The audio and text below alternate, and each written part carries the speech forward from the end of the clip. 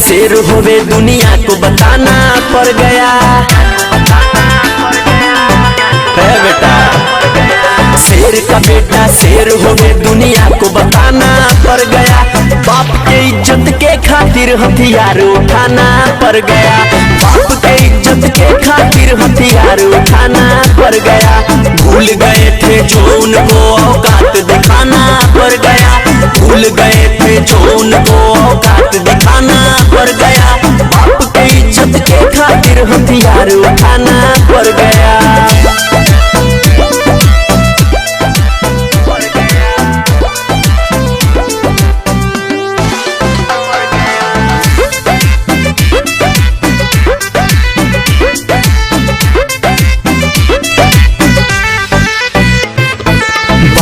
हमें सिखाया अपने से कमजोर से लड़ना नहीं। गलती हो या सही किसी भोसड़ी वाले से डरना नहीं।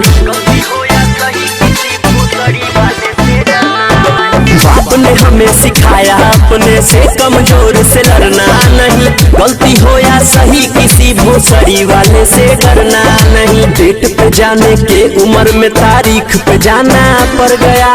डेट पे जाने के उम्र में तारीख पे जाना पड़ गया। बाप के इज्जत के खातिर हथियार उठाना पड़ गया। बाप के इज्जत के